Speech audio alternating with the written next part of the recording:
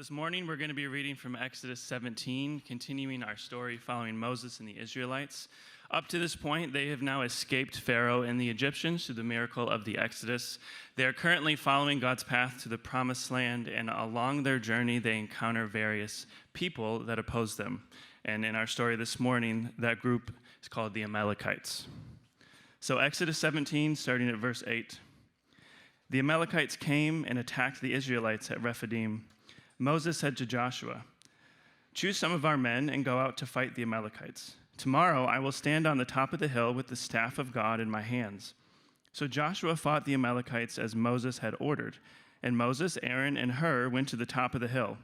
As long as Moses held up his hands, the Israelites were winning, but whenever he lowered his hands, the Amalekites were winning. When Moses' hands grew tired, they took a stone and put it under him, and he sat on it.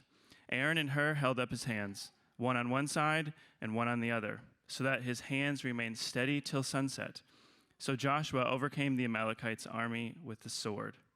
Then the Lord said to Moses, "Write this on a scroll as something to be remembered, and make sure that Joshua hears it, because I will completely blot out the name of Amalek from under heaven." Moses built an altar and called it, "The Lord is my banner." He said, "Because hands were lifted up against the throne of the Lord will be at war against the Amalekites from generation to generation."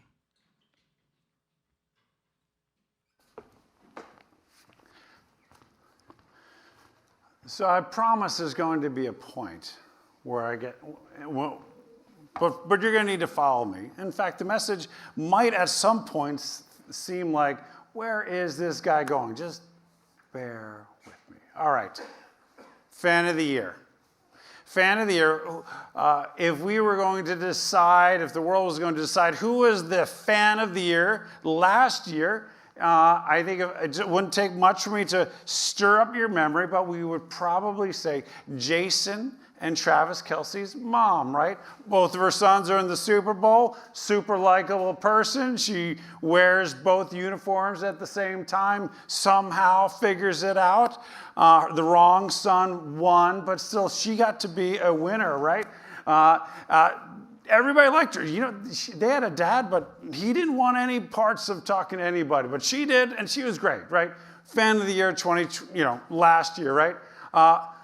Fan of the year this year, it's going to get, the answers that were offered to us might start getting a little bit more annoying, right? So we might, some might suggest that Jason Kelce, if you remember this guy, shirtless and whatever might have happened to him that day, rooting on his brother, right? And some would say, what a great guy. After he gets eliminated from the playoffs for dreadful play, he goes and roots for his brother. And so that you might do that, and you might suggest that. We might also suggest, and you see this coming a mile away, maybe it's Taylor Swift who is the fan of the year, right? Because the only person with a big enough personality to outweigh Jason Kelce might be, well, Taylor Swift, and certainly, it just, it gives us an opportunity to just put Taylor Swift on a slide, which makes everybody pay attention a little bit more. Maybe she's the fan of the year. Thankfully, the NFL actually has an actual process for this, and they actually have a fan of the year. His name is Tom Grossi. Tom Grossi was a Green Bay Packers fan, and he started a podcast like 6-7 years ago. And somewhere around the middle of the year, he said, "I'm going to go raise some money for charity." And so he decided he's going to take the $100,000 that he set aside for a house. He's going to put it into going to 30 stadiums in 30 days, right? And he raises well over $500,000 for charity and gets to be fan of the year photo with Roger Goodell. Go Tom Grossi. I say all this about being a fan because our passage today might actually seem like the sports fan's greatest dream. If you were able to listen to the story as it was read, there is Moses up on the hill in the cheap seats, and Joshua's down in the valley and he's in a battle. And every time Moses raises his hands, they're going well. He takes his hands down, things don't go well. my son Sam and I will sit there and watch various sports where it's Phillies, Eagles, or the 76ers, or maybe some of our other things we might watch for. And we have this sort of thing that happens is we start talking to the coaches and we start talking to the players, telling them what we think they should be doing or what they should have done. We'll also have some recommendations for the referees as to where we thought they got it right and where we think they got it wrong. And deep down, I think it actually matters what we are telling the television beyond our own catharsis. But what if it did matter? What if we could raise our hands, our team would start winning? If that was the case, Philadelphia sports fans would have the most ultimate lats in all of society, right? They would be just so buffed out with their lats, right? And they probably would have neck issues. But anyway, imagine if that was the case. That is actually, as awkward as that might sound, that is in some ways the heart of the story we are talking about today. It's something kind of strange that happened, but if you follow me, I think it's actually going to help us understand who we are and what it means to live well. We're in a series called Courage, the Life of Moses, and we are watching the challenges that Moses faced from event to event to event, and how the Lord had to give him courage to face all sorts of challenges. And we've chosen this particular series because we're living in a really, really discouraged world that has lost a sense of confidence that we can overcome challenges with a bazillion escapes that give us the opportunity to avoid the feeling of vulnerability, the kind of vulnerability that makes our life in this world better. And the call of God upon our lives, if we will step into it, will invariably include courage. And it plays itself out in all sorts of ways. And if we have Christ in our life, if we have the Holy Spirit in our life, he's going to pull us into the very mission of God. That very mission of God is going to require vulnerability. And if there's going to be vulnerability, we're going to have to trust God, grab our courage, and step into it. So we're seeing how that played itself out in the life of Moses. And so what we have here is a relatively awkward story. I've read the Bible a bunch of times. I love to read the Bible. And every time I read this, I assume I get it.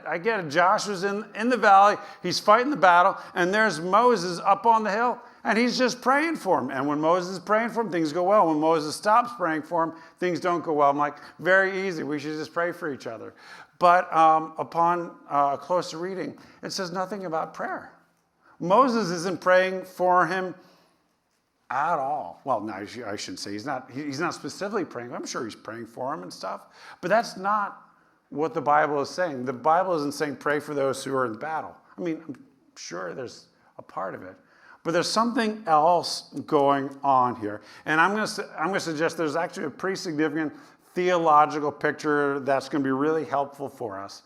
But what I'm going to do is I'm actually going to get straight to our application, and then I'll talk about why it's theologically significant for us, okay? This story is a picture, is a very realistic picture, and why I say realistic, it's not an idealistic picture, but it's a realistic picture of life well lived. In an idealistic picture, everything always goes well, and the Amalekites never fight you, and you never need to get into battles like this. And everything just goes up and to the right. But we know that that's not how life really is. In real life, what you end up having is injustices like this situation. Just a little background on the story. The Israelites had gone through the Red Sea. They're on their way to Sinai. And the Amalekites had always had a little bit of a thing going on between them and Israel. And so they decide to attack Israel, but they don't attack Israel like respectable armies. They attacked the rear of the caravan. In the rear of the caravan was the elderly, the children, and the sick. And it's just like, you don't do that. And so Moses said, hey, look, we're going to have to deal with these folks. And so he sets up the battle. The application here, though, is if we look at this, it's just a real clear picture as to how our lives, a realistic picture as to how our lives should be lived. We are going to have seasons when we are Joshua in the valley and we have battles. We experience a significant injustice that just changes everything in our lives. It might be a health challenge. It might be a significant loss, a job change, a relational breakdown. And for most of these situations, they're not if they happen, it's when they happen. We're going to be in situations where the drama and the demands of the moment are in our face. I want you to think about what Joshua was dealing with when he was in the valley fighting this battle. He was likely not taking long walks reflecting on Psalm 139. He was likely asking questions like, do we have enough swords? Are they sharp enough? Do we have enough shields? We need to have these people over here, these people over here. He was probably not sleeping in. He probably had to skip his coffee. Everything was very demanding. And when you are in a season and you're in the battle, that's how things are. When there's a relational breakdown, you're thinking about it all the time. When you've lost your job, you continue to, and if you lost your future, you keep coming back to, okay, what is my future going to be? And it takes everything that you have to not think about where's my life going to go. When you have an intense situation like that, it is consuming. It is often, in those situations, it's often very difficult to begin a helpful discipline, a helpful, healthy practice while you're in the middle of the battle. And when you are in the middle of the battle, you have to figure out where the next sword is. You have to figure out how you're going to handle the next moment. And when you're in the middle of the battle, you need somebody up on the hill. Somebody up on the hill who sees what's going on, who has a perspective on it. Somebody who can be lifting you up. Life best lived means that sometimes we're Joshua. And when we're a Joshua in the battle, we have somebody on the hill. And we have somebody on the hill. They have to be the kind of person who is wise enough to get somebody to help them, right? Because as the story plays itself out, right, you have Joshua fighting the battle. Up on the hill, Moses, he puts his staff in the air. And when he gets tired, he gets Aaron and her, and they come over and they're like, you're clearly tired. Let's give you some place to sit. They give him a place to sit down. But Moses is like, I'm not tired because my arms are tired. I don't need a seat. I need somebody to help my arms open. So here there he is. He's seated, and Aaron and Hur start holding up his arms. And as they are holding up his arms, Joshua continues to win the battle. It really works well as a metaphor. The kind of person you need on the hill is the kind of person who knows they also need help. Sometimes you're Joshua. Sometimes you're going to be the person on the hill for someone else. Sometimes you're there to help the person on the hill. Just some examples as to what this might look like. We have several folks who are part of our church who are caring for their elderly parents. And in their age, their health issues is like a daily battle for them, right? And as their child, you are the caregiver. You're the one on the hill helping them out, but you need help as the caregiver. Maybe we have other folks who are going through a marital challenge, and if you're going through a marital challenge or a relational breakdown, it's an everyday thing. It's an everyday battle. I need somebody up on the hill to help you, but that person needs help in helping you. Maybe your spouse is going through something, and you're on the hill helping them. Well, you need somebody to help you as well. Maybe you know someone who's fighting through addiction, right? That person is an addiction, and every day is a battle to stay sober. Well, you're the closest person to them. You need to stay up on the hill. You can't get in the battle with them, and you need somebody to help you hold your arms up so that you can hold them up to help them win. This is a realistic picture of how life is well lived. When you're dating someone, you're trying to figure out who this person is. You're trying to figure out, hey, did did what she do, is that a pattern, or is that an off, or is that just a one-off? Like, what's this person going to be like, right? And you want to develop affections. Therefore, you need to have somebody on the hill who's got some perspective, right?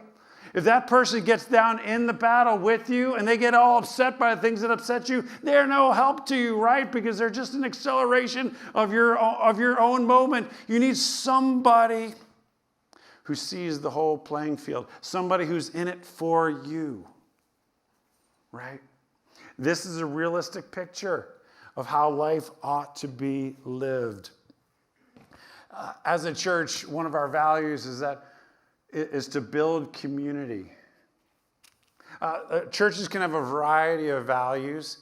We chose this value because we believe that the church is called to be a restorative community for the particular community. Some churches in other parts of the world may have different kinds of values, but for us, we've chosen this because the restoration rebuilds what has been lost. We live in a world where the half-life to relationships is getting shorter and shorter. You know what a half-life is, right? Half-life is how long a chemical will maintain its integrity, right? And so, for example, the compound tritium, I don't know what it's used for, but Google tells me its half-life is 12.3 years. And so after tritium has been tritiumed, whatever you do with it, about 12.3 years later, you will have half of what you started with, right? If you might, some of you may use the sleep aid Ambien, right? Ambien is a sleep aid. The half-life of Ambien is 2 hours, which means that if you take Ambien at 10 o'clock at night, it's going to be half as effective at midnight, and then half effective of that 2 hours later. Every 2 hours, it loses its effectiveness in your body. Well, in a world where there's increasing changes, the faster there are changes, those changes break down that which is consistent and stable. Fast changes to a culture is really hard on your institutions. It's really hard on your friendships. When everything changes quickly, all of a sudden, somebody who was a very, very long-term friend, all of a sudden they cancel you because you didn't vote like they did. Like, what happened? Right? You didn't even know that they even had a political intention, right? And all of a sudden, you're like out, right? Or when things change, people change, and all of a sudden, that which once was an important part of your team, important part of your support, you don't have as much more. The half-life is faster. And it's like what they say to folks over 50, if you're not building muscle, you're losing muscle. And in a society like this, if you're not building community, you are losing community. And the health of your relationships, the health of the team around you is entirely connected to your own personal, emotional, and relational health. Therefore, a part of the gospel, part of the good news of Jesus Christ is that Jesus Christ comes to restore that which is broken, and he comes to restore relationships. Therefore, we build community. And that means everybody needs a team. You need a team of people around you. What does that look like? A guy I met several years ago wrote a book called Connecting, and the way he described it is that everybody needs a constellation of mentors in their lives. Right? You might need an advocate at work. You might need somebody who you can pick their brain. You might need a counselor, a therapist. You might need just somebody to teach you something. A variety of people to get you to the next step as to where you need to go. Maybe it's somebody to disciple you, somebody to kind of help you with your spiritual formation, a sponsor to help you through your recovery. We're going to need a variety of people, and it's on us. It's on us to take initiative to bring those people into our lives. Well, we also need people to hang out with on Friday nights. They don't need to be BFFs. You don't even need to like them. You just need somebody to hang out with on Friday nights, and that's okay. You know, people to do stuff with, to make life better. There's certain things that I will never do by myself, but if somebody, even if I didn't like them, would do it with me, I'd go do it. You need those kinds of folks. They don't have to have a 14-point evaluation as to whether they're worthy of your time. Are they interesting enough? Why not spend a little bit of time with them? You need Friday night friends. What's that? You need Friday night friends. You need peers. You need the close enough friends, the folks who you can describe your life to them in such a way where you don't have to develop all the context every single time, right? When you're talking to them and you say, this is what she said to me, and they know exactly what that means. Why? Because they know your life well enough. But you also need a pool of people in your life that you can continue to develop relationships. So when one of those people drop out, that next person can start moving in and getting closer. We need a thick enough community so that we can stay healthy and strong. Now, this isn't a formula. You just kind of need to find your people. You need to build your team. So remember when I told you that the message was going to go a little weird? Like, if you're a biblical scholar, you might say, or if you're just interested in the Bible, you might say, Mark, are you just making a metaphor out of a Bible story? Well, yes. But I have a real theological reason around there because there's actually something real going on. And you just have to ask the question, like, what really is going on with Moses? Is it just magic? Like, if I raise my hand, things go well. If I take my hand down, things don't go well. What is really going on? And the scholars would say this. It's sort of Exodus power continuing on. And you're like, what? All right, so stepping back from the story, what we know is God called Moses to lead the people out of Egypt, and Moses is like, I got nothing for you. I can't even talk. He's like, all right, bring your brother along and take the staff with you. And God will say, Moses, I want you to do something with the staff. And he does something with the staff, and all of a sudden things happen. The Nile turns to blood. There's gnats, there's flies, there's frogs. All sorts of things start happening. And generally speaking, it's just God doing all of these things. And then Moses said, all right, we're going to do this Passover thing. And they do the Passover thing, and they get out, and then they get to the Red Sea, and they're like, oh, no, what's going to happen, right? And Moses, and God's like, all right, Moses, just go up there, raise your staff to the water, and then things divide, and then they walk through. What you have happening is God's pretty much doing everything for the Israelites to get them out of slavery. But slowly, he's starting to get them to participate in their own deliverance, right? And so they're like, what are we going to eat? He's like, all right, I'm going to give you manna, but you're going to have to harvest it. He could have just filled their cupboards every single morning and be like, just wake up. There'll be a box of cereal in the closet as soon as you wake up every morning. He could have done that for them. He's like, no, I'm going to have you guys harvest. You're going to start doing some of the work. This is what parents do, right? Early on, when you're starting to feed that kid, you're doing everything. In fact, you're just sticking that spoon right in their mouth, right? Because they can't do it. They just wash it. They can't get it. But eventually, they can use the spoon. Eventually, they can pick up the Cheerios. Eventually, they can go get their own box of cereal, or they can go get their own food. They can pour their own cereal. Sometimes they can start making their own eggs. And then when they want to go out with their friends, they can pay for their own food when they go out with their friends, right? They can start paying for their own gas. Eventually, they can start paying for their own house. So they start buying their own food. They start even making their own macaroni and cheese every single night until they can't stand that garbage food. And they start learning to make good food for themselves, right? It's the process of maturing. And then they become independent and they're able to feed themselves. What God is doing in the life of the Israelites is he's continuing to use their power, but he's starting to give them agency. I mean, certainly the Amalekites were awful people. They attacked the weakest of the clan.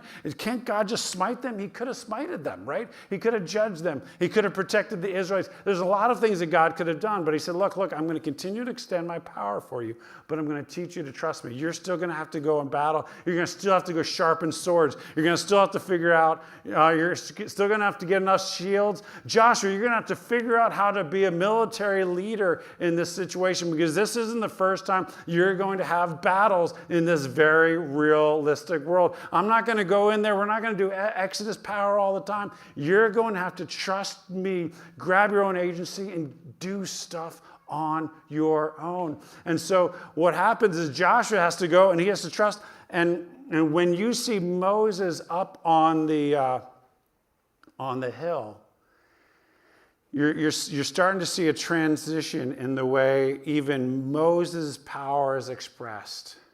Because now Moses isn't the king leading the people into battle. There's a king leading him in the battle, and there he is with his hands in the air.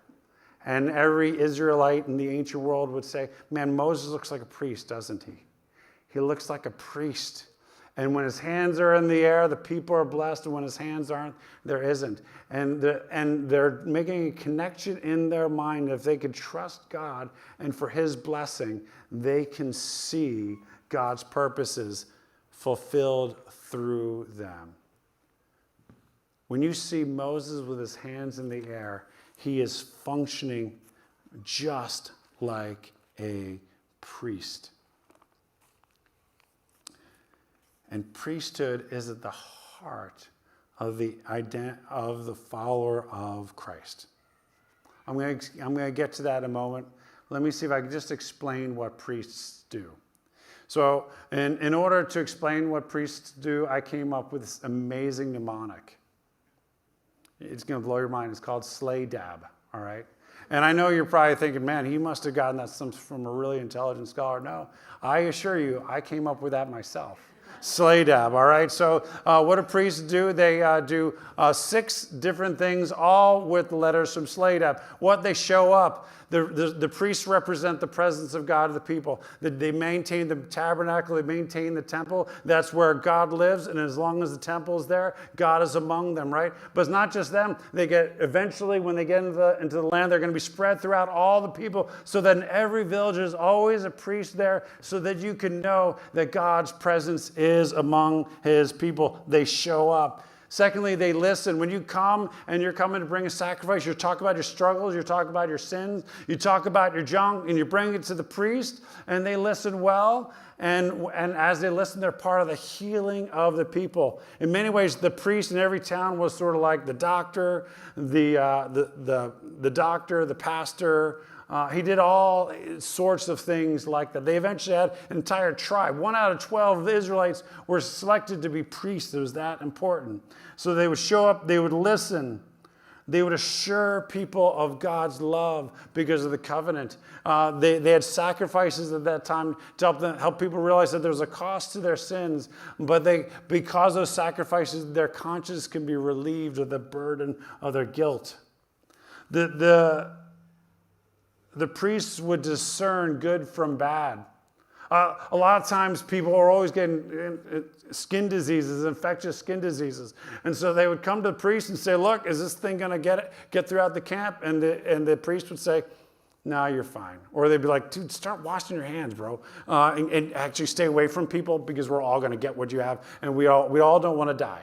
Right? And so they would discern good from evil, clean from unclean, all sorts of things. They assign boundaries, and I'm not going to get into that now. I just needed a vowel right there. No, just kidding. No, they really do assign boundaries. But most importantly, they bless. They bless the people. They point people to God. They point people and remind them of God's love and his presence upon them, and they give a personal blessing to the people. And this is deeply ingrained in who the people of God are. God's very plan is that through Abraham, all nations would be blessed.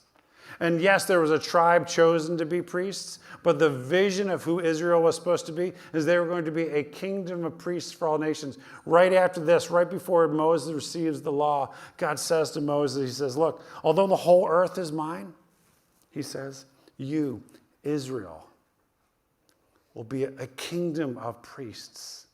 A priest stands between God and the people to bring them together. Adam himself was to be, Adam and all humanity was made in the image of God so that we can stand between us and the world and extend God's blessing to the world. The world walks away, and so God says, look, we're going to start with Israel, and Israel's going to be an entire kingdom of priests, a priesthood that would stand between us and this world to bring them together. Now, Israel never gets it. They continue to forget it. And then Jesus comes, and Jesus is the ultimate priest. He says that later in the New Testament about Jesus, he says, since we have a great high priest who has ascended into heaven, Jesus, the Son of God, let us hold firmly to the faith we profess. Jesus is the one that brings us back together and reassigns our identity, yours and mine, as priests. Peter, follower of Jesus, says to you and me about who we are. He says, you are a chosen people, each of you, each one of you. You are a chosen people, a royal priesthood, a holy nation, God's special possession. This is the same verse that Moses, same words that God gave Moses. He's reinterpreting for the church, the people of God, for you and for me, that we are a special possession of God, that we may declare the praises of him who called you out of darkness and into his wonderful light. What does this mean? There are no special forces in the kingdom of God. There are no certain people who have access to God. Like pastors don't get into God's DMs. Like we don't have like our own little special text chain with God. There's no like secret Wi-Fi password to connect to God. Every single person who has a relationship with Jesus Christ has access to everything that God has. They are a child who sits at the table, who can ask God for whatever and speak to God about whatever, just like any other child would. Every single person has access. Why does that matter? Is that, well, what it means is you are a priest. You're a priest. I'm not going to hand out collars or anything like that, but this isn't your responsibility. This is your identity. This isn't like I got to go do these things. No, this is who you are. And if you don't recognize that, life won't work. That you're supposed to be connected to God, and as someone who's connected to God, you can help connect God to everyone else around you. You are Moses on the hill for this world. Humanity needs a priesthood. Humanity is embroiled in this fruitless war against God in the valley as they get upset about every single thing, entirely distracted from what is true, what is real. The church has to be lifting this world up in every sense of the term, right? Showing up, listening, assuring, discerning, assigning, blessing. Somebody has to lift this world up. And God didn't say, like, church, do nothing. Go get a politician to do it. No, that's not going to work. We know that. God's purpose for the church is to be the priesthood, to stand between the world and God and lift humanity up, to hold our arms up, to extend God's blessing to this world so they can know it and realize and experience it. If you do not understand this as core to your faith won't work for you.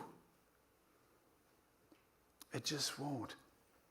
Your identity is as a priest, as a connection, as someone who lifts the world around you.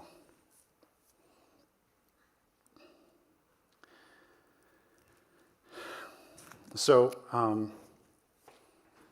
where are you today? Are you in the battle? I mean, it's good to name this. If you're in a battle, it's very likely that you're having a hard time making spiritual progress because you're constantly embroiled with what's in your face.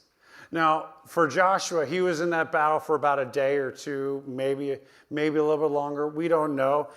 Rarely do these battles last that long, and if they're lasting that long, you got to find somebody on the hill to help you get out. If you're in the battle, who's up on the hill lifting you up? Who is your team? Who's your Moses, your Aaron, and your Hur? Do you have the people you need to help get you through the battle? If not, that's your number one thing. You've got to find your Moses, your Aaron, and your Hur. But if you're not in the battle, are you on the hill? Who are you lifting up? Who are you lifting up? And if you don't have somebody to specifically lift up, can you find somebody who's lifting someone up and support them? It's how we function as a team. It's how we have our team. It's how we build our team. Now, you might be new to the area, or if your life has recently changed, like you just got married, you just have a kid, just changed your job, all sorts of things change life, right? If you've had a transition in life, it's very likely that you need to be building your team. How do you build your team? Well, you be the team member, right? If you want to be a friend, if you want to have a friend, be a friend. If you want a priestly team around you, be the priest. What do priests do? They show up. They show up to things. Even if they don't want to, they just show up. They listen. And they listen well. Ask the kind of questions that get people to share their struggles with you. You don't have to fix it. You don't have to be responsible for their struggles. But be the kind of safe person that gets people to share what's going on with you. Assure people. You can't fix people, but you can point everybody to God's love and God's care and God's kindness. You can point people to the atonement in Christ, what he's done for you. You can assure people. Slay dab, right? That means D is discern. Along the way, you can help people discern what's good and bad for them. You can discern like, hey, I don't know if that's going to be best for you. Is that really working for you? You can ask the kind of questions that help people discern. We all need people in our lives to help us discern what we need to do at certain moments in our life. You can be that kind of person. Along the way, with your influence you've been given in your work or in the neighborhood and community, you can assign boundaries to things.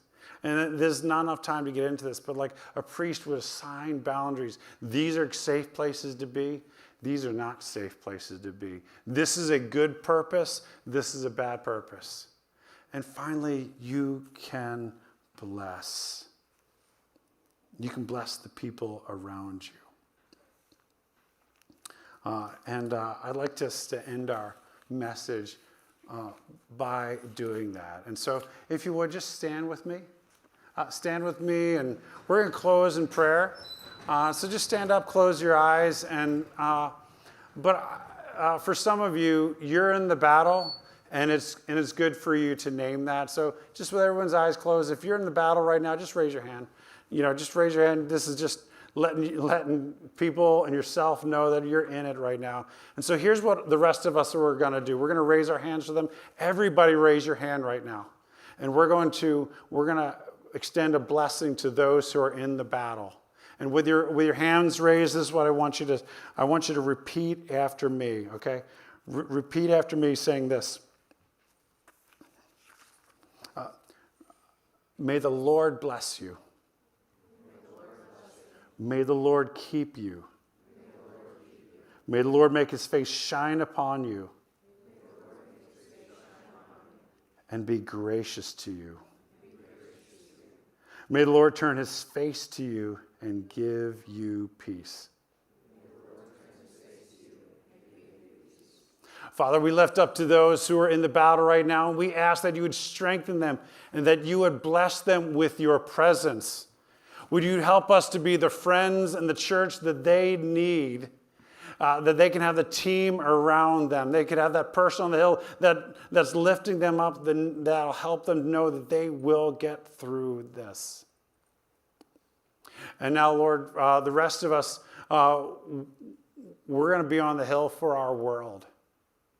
And so what I want us to do now is I want us to ask a blessing for the Westchester community and our world. We're gonna do something priestly for the world around us. And so again, with hands raised, repeat after me. For our world, may the Lord bless you.